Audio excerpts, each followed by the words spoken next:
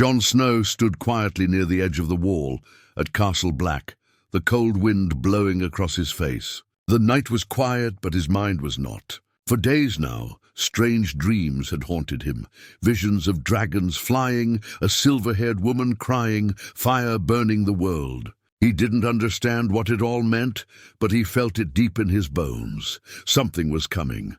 Maester Aemon had seen the change in him. One evening the old maester called him alone into the library. "You dream of fire and blood, don't you?" Aemon asked. Jon hesitated, surprised. "Yep. How did you know?" The old man smiled sadly. "Because I once dreamed the same. You are more than a snow, Jon, much more. You carry the blood of the dragon." Jon's heart froze. "What are you saying?" Maester Aemon handed him an old letter, sealed with the Targaryen sigil. "Read this, and then you must make a choice." The letter was written in Ned Stark's hand, but the words were not the lies Jon had believed all his life. It revealed the truth. Jon was not Ned's bastard. He was the son of Rhaegar Targaryen and Lyanna Stark. His real name was Aegon Targaryen, and he was the last living male heir to the Iron Throne. At that moment, Jon's world broke and rebuilt itself. Far across the sea, in Essos, Daenerys Targaryen sat alone in her small chamber. She was tired of running, tired of hiding. Her brother Viserys had just died, killed by Khal Drogo, and now she was left to lead the last of their people. She was young, scared, but there was fire in her heart. She had heard of Robert Baratheon's hatred for her family. She knew he wanted her dead. And now, spies whispered that an assassin had already been sent to kill her. She couldn't trust anyone. Back in Westeros, Jon didn't sleep that night. The letter had changed everything. He spoke with Maester Aemon again, desperate for guidance.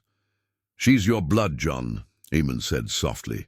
"She's your family, and she's in danger." Jon stared into the fire, thinking, "If I go, I betray my vows. But if I stay, she'll die." Those words were enough. The next morning, Jon left Castle Black. He didn't look back. It took months for Jon to reach Essos, moving through secret paths, changing names, avoiding soldiers and spies. By the time he arrived in Korth, Daenerys was living in hiding, her dragons still small but growing. He found her by chance, after stopping a thief who tried to attack her in a narrow street. She was suspicious of him at first, another man with a sword claiming to protect her. She had seen too many like that. But when he said his real name, Aegon Targaryen, everything changed. "You're lying," she said coldly. "I wish I was," Jon replied. "But it's true. We are family." Her eyes searched his face for the truth. She saw it. The sadness, the confusion, the fire. It was real. That night they sat together under the stars. He told her everything, the wall, the letter, the dreams. She listened in silence, then placed her hand on his. "If what you say is true," she said, "then we are all that's left. Then we protect each other," Jon said, and from that moment, he never left her side. But Robert Baratheon was not a man who forgave Targaryens. When he heard that the assassin failed, and that Daenerys had a protector, his rage was unmatched. "Kill them both," he ordered. "Send 10 men if needed, 20 I want her head and his on a spike." In Westeros, war was always a whisper away. But in Essos, 2 Targaryens were preparing to fight back. Jon stood near the balcony of their small home in Korth, watching the moonlight shine over the calm waters. The city looked peaceful from a distance, but he knew danger was hiding in every corner. Since the day he swore to protect Daenerys, he hadn't rested.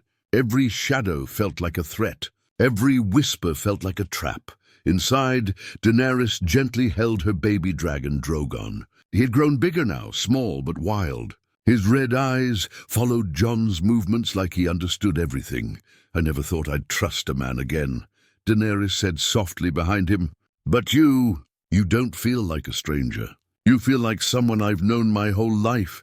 Jon turned, his eyes tired but gentle. "Maybe because we share the same blood. Or maybe because we've both lost too much."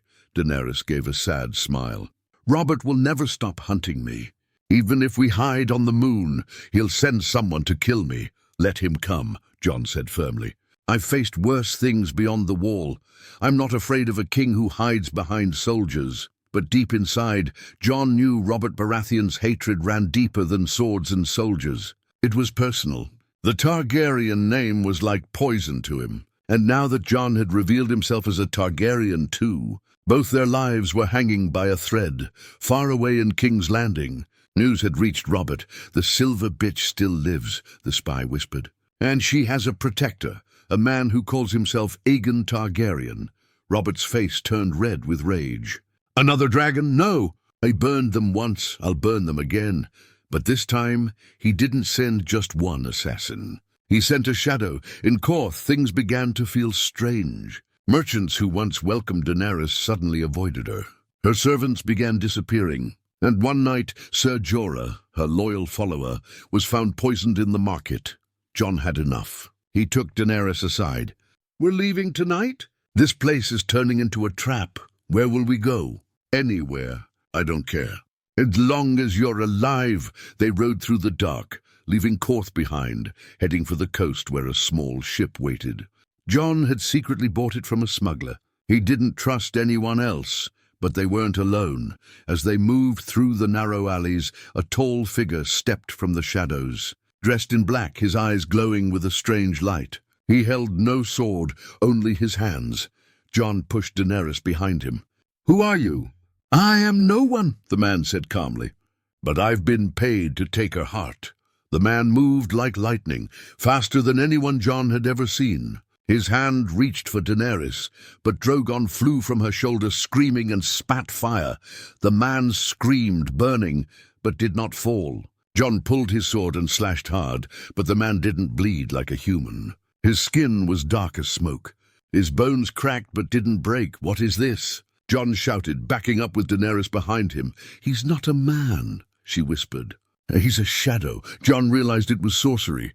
Robert had gone so far in his hate, he was now using dark magic to finish what swords could not. But Jon was not a boy anymore. He had faced White Walkers. He had killed things worse than shadows. He turned to Daenerys. Run, I'll hold him. No, I'm not leaving you. Jon kissed her forehead and whispered, You are the last hope of our house. Live. Then he charged at the shadow. The battle was wild. Jon's sword passed through the thing like it was smoke, but each time he was struck, the pain felt real. Still he fought, cutting and spinning, refusing to fall. Behind him, Drogon screamed again and spat fire once more. This time, the fire lit up the alley. The shadow screamed, its body burning, twisting, until it vanished into black mist. Jon dropped to one knee, bleeding, breathless. Daenerys ran to him, holding his face. You said you wouldn't die on me. I didn't, Jon coughed. I'm just resting. She laughed through her tears and held him close. That night, they escaped by ship, heading toward the free cities. But both knew the truth. This wasn't over. Robert was still alive. Westeros still wanted them dead. But now Jon and Daenerys were no longer just survivors. They were fire and blood, and they were ready to fight back. The waves rocked the ship gently as Jon lay on a wooden cot below deck, his wounds freshly bandaged. The sea air stung his cuts, but the pain reminded him he was still alive. Above, Daenerys sat alone at the edge of the ship, watching the stars. Her silver hair blew in the wind, her eyes lost in thought. She had just nearly lost the only person she trusted. Again, Jorah was dead. Viserys was long gone, and now Jon, her last protector, her blood, had nearly been killed by a shadow. She clenched her fists. No more running. When Jon finally stepped up beside her, limping, she turned to him. We can't live like this, Jon. Always hiding. Always scared. I'm a dragon, but I've been living like a mouse. Jon looked at her, then at the sea. Then we stop running. But if we fight smart. No thrones, no wars for glory. We take the fight to the one who's trying to kill us. You mean Robert? He nodded. I'll put a sword through his black heart myself. Daenerys gave a cold smile. Then we need allies. And I know where to start. They arrived in Pentos under the name Ash and Eliam. Daenerys had learned how to move like a ghost, and Jon followed her lead. They stayed in an old merchant's house by the docks. The man owed the Targaryens his life once, and he still remembered. While Jon healed, Daenerys sent ravens in secret, messages to old Targaryen loyalists, those who had served her father before Robert's rebellion. Not many remained, but some were still alive, hiding in corners of the world, waiting for a dragon to rise again. Within weeks, a few answered. One was a young warrior named Ser Cerion Velaryon, son of a forgotten noble house. Another was a pirate lord from the Stepstones who once fought for Rhaegar. And then there was Melisandre. She came in red robes, her eyes glowing with fire. She spoke little, but when she looked at Jon, her voice was full of awe. "You are the prince that was promised." "I'm no prince," Jon said firmly. "You carry fire in your blood, and shadows in your fate." Jon didn't trust her, but Daenerys kept her close, for now. She wanted answers about the Shadow Assassin, and Melisandre was the only one who spoke of such things without fear.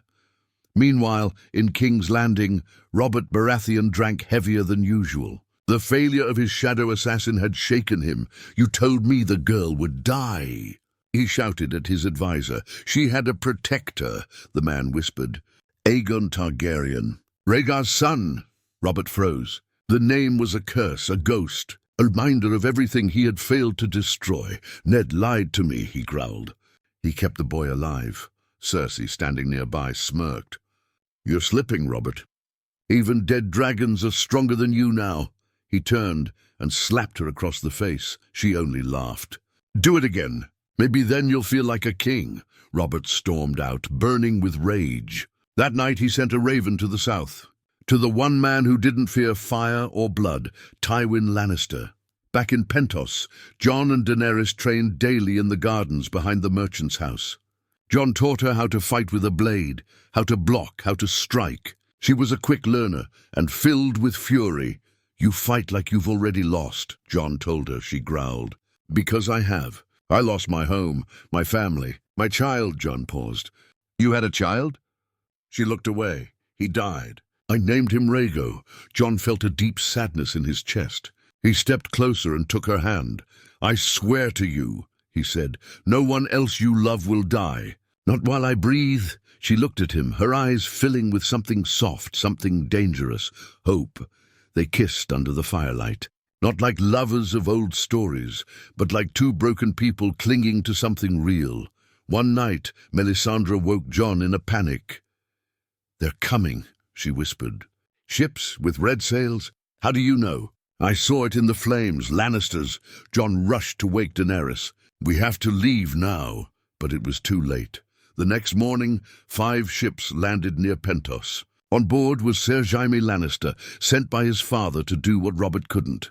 "Bring me the dragon girl," Jaime said. "Alive." "And the bastard boy?" asked his captain. Jaime smiled. "Kill him." From the rooftops of Pentos, Jon watched the ships unload soldiers. He turned to Daenerys. "They think they can trap dragons." Daenerys stepped forward, Drogon flying above her head. "Let's show them they can burn." Pentos was no longer a quiet hiding place. By midday, the city was swarming with Lannister soldiers. They marched through the narrow streets like they owned the land, gold lions on their armor, shining under the sun. Merchants closed their shops. Families stayed behind locked doors. Everyone could feel it. Trouble had arrived. From the top floor of the merchant's house, Jon watched everything. His sword lay across his lap, his hand resting on the hilt. "We can't stay here," he said. Daenerys stood beside him, calm but burning inside. Drogon perched on the rooftop above them, hissing low. "They've come too far," she said, eyes locked on the golden soldiers below. "Have we warned them?" Melisandre stepped into the room, her voice low and sure. "Let them come. The fire will cleanse them." Jon didn't like trusting her, but this time he agreed. That night, the city held its breath. Sir Jaime Lannister sat in a stolen hall near the port, wine in hand. "The girl's in this city. I can feel it," he said, tapping the rim of his cup. His captain nodded. "Locals say she was seen near the fish market, and the bastard boy too." Jaime grinned. "Then we go at dawn. Burn the houses if we must. I want her alive, and if the dragon shows up..." Jaime's eyes narrowed. "Then we cut off its head." But Daenerys didn't wait for dawn. She and Jon moved through the shadows, silent and fast. With them were a few trusted men, Carrion Velaryon, the pirate lord, and 2 old Dothraki who still believed in the Dragon Queen. They split into teams, each targeting one ship at the harbor. Jon carried Wildfire, old green fire stolen from a black market dealer in Braavos. It was dangerous, unstable, and perfect. By the time the first sunray touched the sea, one of the Lannister ships exploded. A massive ball of green fire lit up the sky, smoke rising high like a warning. Jaime ran outside, eyes wide. What in the 7 hells? Another blast. Then screaming, one of the pirate lords had unleashed arrows tipped in poison on the guards at the dock. Men fell over, choking, bleeding. Fire spread through the wooden walkways, and then Drogon. The dragon rose from the shadows like death itself. His wings stretched wide, his roar shook the sea. Flames poured from his mouth, covering the 3rd ship in orange fire. Jaime drew his sword, stunned. So the dragon lives. Behind him, Jon stepped out from a side alley, sword drawn. You shouldn't have come here. Jaime turned, surprised, but grinned. Well, well. Rhaegar's pup. I see you've learned to bark. I'm not here to bark, Jon said. I'm here to end this. They clashed hard, swords ringing out in the chaos. Jon moved with the sharpness of the north, quiet and precise. Jaime fought with the flair of a knight, fast and arrogant. You think protecting her makes you a hero? Jaime spat. You're just another Targaryen waiting to burn. I'd rather burn than bow to monsters like you. Jon pressed forward, their blades dancing in the firelight. Around them, the docks were falling apart. Screams echoed. Drogon flew over again, setting another ship ablaze. Daenerys, standing atop a nearby building, watched it all, her eyes glowing with fury. This was not madness. This was justice. Jon and Jaime fought for what felt like hours, but Jon was fighting for something real. Jaime was fighting for orders, and in the end, it mattered. Jon knocked Jaime's sword from his hand and pressed Longclaw to his throat. Do it, Jaime hissed. You be the dragon, Jon paused. I'm not like you. He turned and walked away, but Jaime wasn't done. As Jon turned his back, Jaime reached for a hidden dagger, and Drogon came down like a hammer, slamming beside them. Flames pouring inches from Jaime's face. Jon looked back and said coldly, Next time I won't stop him. He left Jaime there, burned and humiliated. By nightfall, the harbor was ashes. The Lannister ships were destroyed. The soldiers who hadn't died fled into the sea. Daenerys stood with Jon on the smoking dock. They'll call us butchers, she said. Let them, Jon replied. We warned them, she nodded. Then it's time to stop hiding, Jon looked at her. What now? Daenerys raised her chin. We go to Westeros, not to beg, not to ask for a crown, but to bring fire to the one who wants us dead. Jon said nothing, but in his eyes the war had already begun. The black sails of their ship cut through the waters like a blade. The sea was calm, but Jon knew that peace never lasted, not with what they were sailing toward. Westeros, home. Enemy Daenerys stood at the front of the ship, the wind in her silver hair, Drogon flying low in the sky ahead of them. Her eyes burned with purpose. This wasn't about thrones anymore. It was survival. It was revenge. You really think we can win? Jon asked as he came beside her. Daenerys didn't blink. We already have. Robert's afraid of us. That's why he sends shadows and killers. Because he knows if we stand in front of him, he falls. Jon nodded, but inside he wasn't as sure. The people of Westeros feared dragons, and they remembered fire, King's Landing, the Mad King, Wildfire. Fear didn't build loyalty. You don't need to rule them with fear, Jon said. Show them something else, something better. I will, she whispered. But first, we show them what happens when they try to kill a dragon. They landed in Blackcrown, a ruined castle near the Stormlands, once loyal to House Targaryen during the rebellion. Now it stood empty, forgotten by the realm, remembered by ghosts. Jon and Daenerys made it their base. Soon, ravens flew across the kingdoms. The letters were simple, powerful. Aegon Targaryen, son of Rhaegar.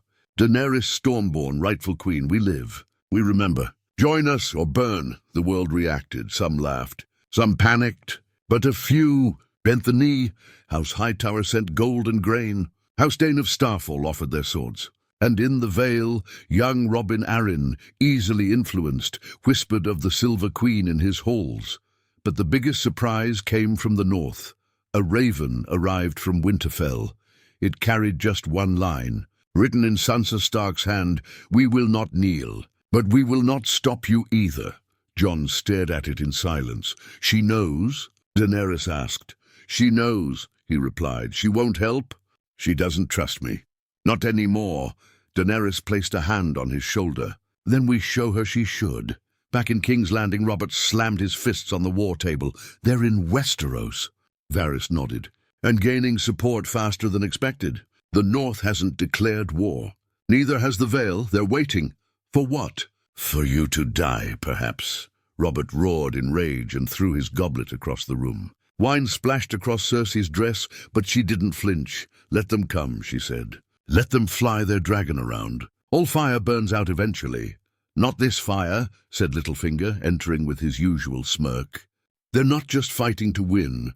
They're fighting to survive. And desperate people. They're dangerous." Robert turned to his guards. "Send word to Tywin. I want 50,000 men on the march. Kill everyone who breathes the name Targaryen." Jon stood in the great hall of Blackcrown, now filled with banners of different houses, Hightower, Dane, Valerian. It wasn't a full army, not yet. But it was growing. He addressed them calmly. "I didn't ask for this war," he said. "I was raised as a bastard in the north, knowing nothing of crowns. But I won't let the past hunt us anymore. I won't let Robert Baratheon decide who lives and who dies. He killed children. He murdered mothers. He calls it peace. They call it fear." The room stood silent. Jon raised Longclaw high. "We're not here to burn the realm. We're here to free it." Then Daenerys stepped forward. "But if they try to burn us first," she said coldly, "then let them taste what fire really feels like." Cheers erupted. Soldiers slammed swords against shields. It had begun.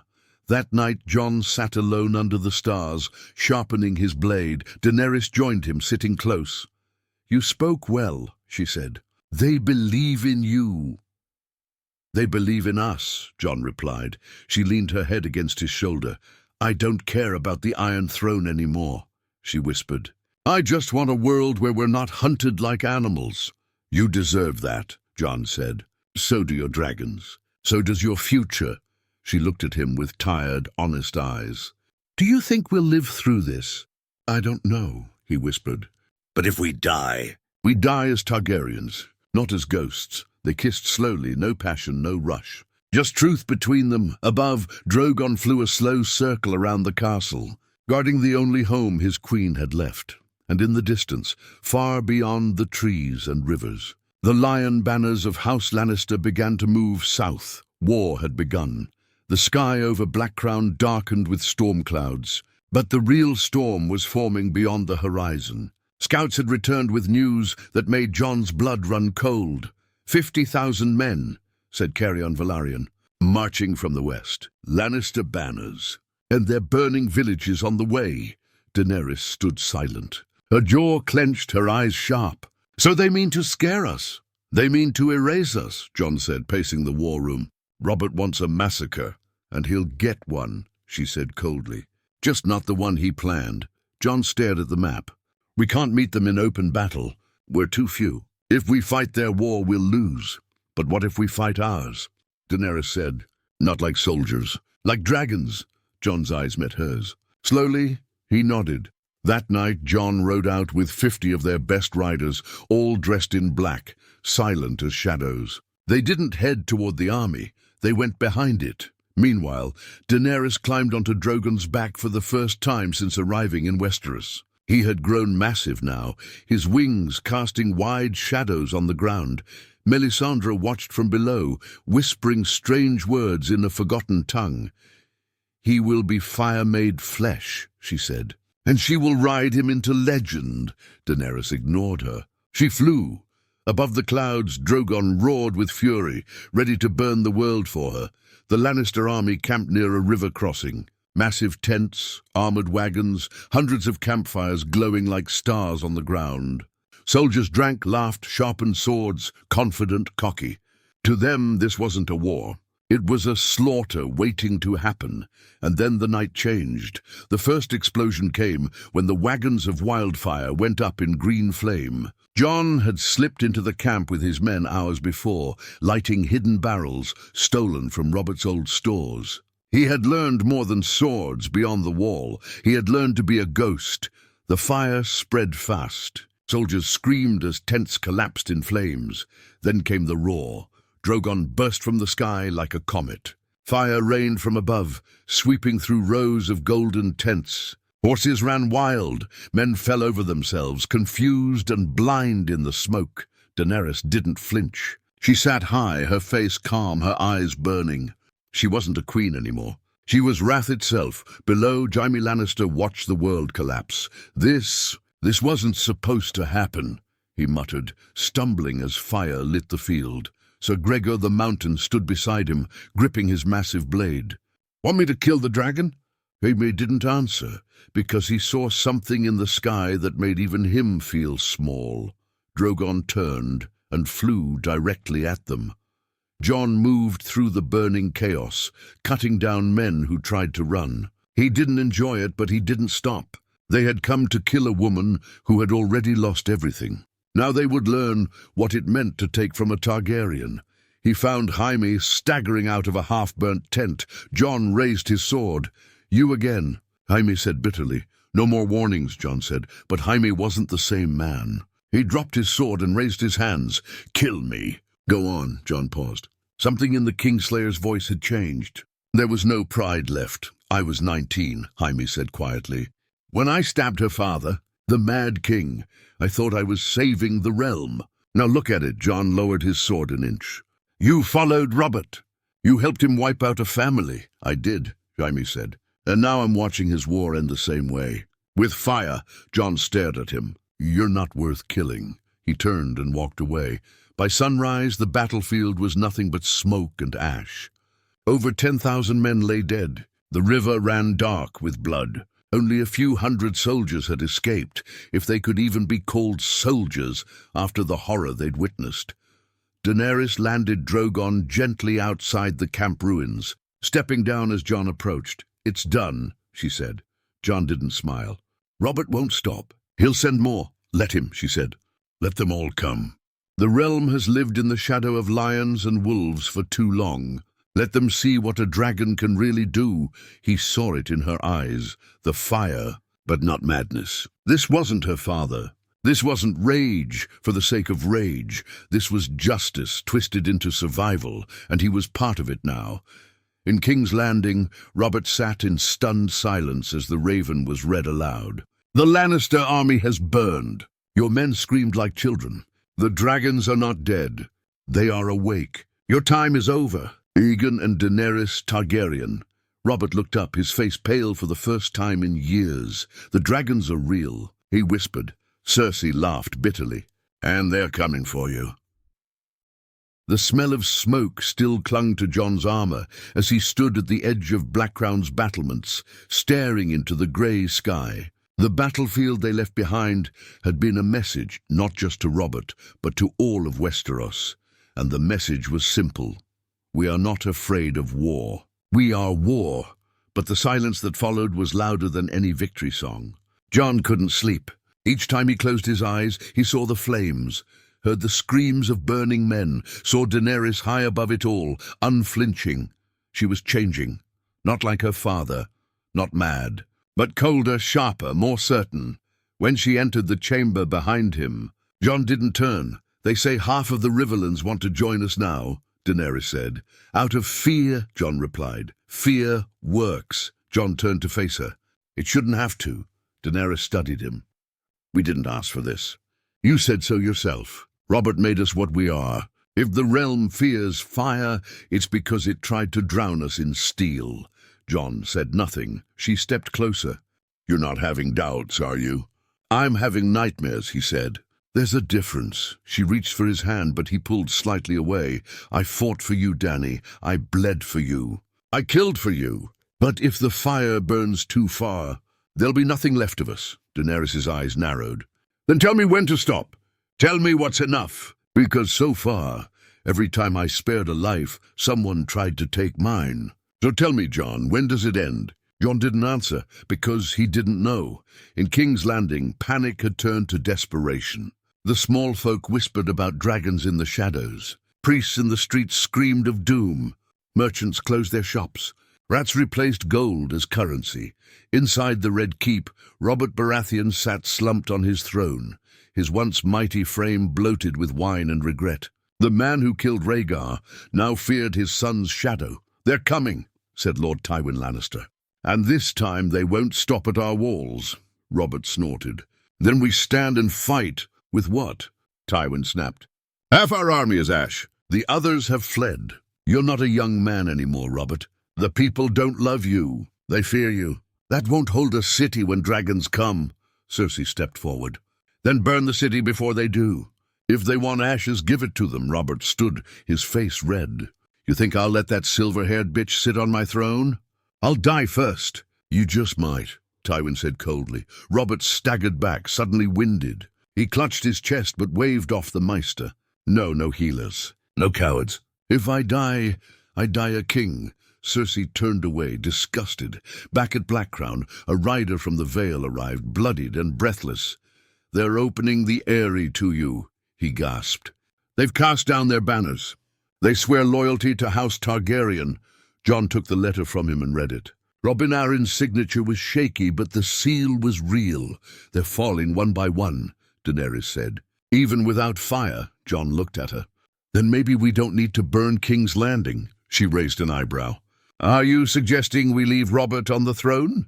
"No," Jon said. "I'm suggesting we starve the city, not destroy it. Cut their supply lines. Break their will, not their bones." "I promised them fire," she said. "You want me to break my promise?" "I want you to leave something behind besides ashes." She looked away. For the first time, Daenerys wasn't sure. That night, Jon walked alone through the halls of Blackcrown. He passed soldiers sharpening blades, blacksmiths moulding arrowheads, and children learning to run from fire instead of hide from it. He passed Melisandre in the hall, her eyes glowing like embers. "She is the flame," the Red Woman said softly. "But you are the smoke. You will decide what remains when the fire fades." "I'm tired of riddles," Jon said. "I'm tired of men who confuse mercy with weakness." He walked away. In the morning, Daenerys stood before her army, Drogon beside her, his wings stretched wide. Jon stood a few paces behind, watching. "We march on King's Landing," she announced. "We do not come as beggars. We come as justice, as memory, as fire reborn." The soldiers roared, but Jon's eyes stayed on her. And for the first time, he felt afraid, not of her, but of what she might have to become to survive, and whether he could still follow her when the fire reached the gates. The gates of King's Landing stood tall, but they were shaking. Inside, the city was a cage of whispers and panic. The Red Keep, once proud and gold-lit, now looked like a tomb. The people were starving. The wells were dry. Smoke from distant fields drifted into the capital, a slow reminder of how close the war had come. Daenerys Targaryen's army stood on the ridge overlooking the city, thousands strong, dragons above. Drogon circled the sky, his wings casting long shadows across the ruined countryside. Jon Snow rode quietly beside Daenerys, his cloak blowing in the wind. He looked down at the walls of the capital. The same walls he once imagined defending. Now he was on the other side. Inside the Red Keep, Robert Baratheon stood before a goblet of wine with shaking hands. His once mighty body was bloated, bruised from his own rage and fear. He wore his crown like it weighed 100 pounds. "Tell me it's not true," he said to Varys. "They've surrounded us, Your Grace," Varys said. "Every gate, every dock. The people are ready to open the gates just to escape starvation." "Cowards," Robert muttered. "They'd trade a lion for a snake." Varys gave a polite smile. "A dragon, Your Grace." Outside, the horns blew. Jon rode forward alone under a white banner. From the gates, Sir Barristan Selmy, once a Kingsguard, now returned to his queen, approached on horseback. "We offer surrender," Jon called out. "No fire, no blood. Lay down your arms. Open the gates. The Lannister captain beside Baratheon spat. And put the city in the hands of a witch and a bastard? Baratheon narrowed his eyes. That witch is the rightful queen, and that bastard is your new king. Whether you kneel now or burn later. Jon said nothing. He turned and rode back to Daenerys. They won't yield. She didn't speak, just climbed onto Drogon's back. The drums of war began. Blackcrown's banners surged forward. Daenerys led from the sky. Jon followed from the ground. Grey Worm and the Unsullied broke through the outer walls in less than an hour. The Golden Company, paid by Cersei years ago, turned and fled after the first burst of dragonfire. Inside the city, chaos took over. Bells rang. People screamed. Some tried to fight, others simply ran. And then it happened. Drogon landed on the gate. The iron hinges melted under his flame. Daenerys stood tall on his back, her face a mix of fury and pain. She could see the red. She could see everything that was stolen from her. Robert's crown, her father's throne, her family's blood spilled in these streets. The bells rang louder. Surrender, Jon arrived just behind her, covered in blood, panting. Dany, it's over. They've given up. She didn't answer. She looked down at the men who once hunted her, at the people who called her father mad, at the city that cheered while her brother was crushed to death. And then Drogon opened his mouth. Dany, Jon whispered again. Please. The flame hit the sky, but not the city. Drogon turned and blew fire into the open sea, screaming into the clouds. Daenerys closed her eyes, shaking. Her hands gripped the reins. Then she slid down. She stood before Jon, tears in her eyes. I wanted to burn it all, she whispered. Every stone, every liar, every coward. But you didn't, Jon said. I don't know if that makes me strong or weak. Jon stepped closer. It makes you human. Inside the Red Keep, Robert Baratheon sat alone on the Iron Throne, the hall empty, the doors wide open. He heard footsteps. Jon and Daenerys walked in side by side. Robert laughed bitterly. So the wolf pup found his wings. He looked at Daenerys. You should thank me. I made you strong. Without me, you'd still be a girl in the dirt. Daenerys stared at him with no emotion. You killed my child, she said. You killed my brother. You hunted me like an animal. Robert reached for his sword, but Jon stepped forward and drove Longclaw through his chest. No words, no speeches, just an end. Days later, the throne room was silent. Jon stood before the Iron Throne, its blades twisted and black. Daenerys walked beside him. It's yours, he said. She looked at the throne, then at him, and shook her head. No, she said. It was never about the throne. I wanted justice. I wanted to be safe. I wanted to stop running. She took his hand. You sit on it, she said. You were raised for this. I'll fly when needed, burn when needed, but you lead. Jon stared at her. Together? She smiled softly. Together, and so the dragon didn't conquer alone, and the bastard didn't remain in the shadows. They ruled, not with fear, but with fire, only when fire was the last choice, and the realm remembered them not as conquerors, but as the ones who ended the game.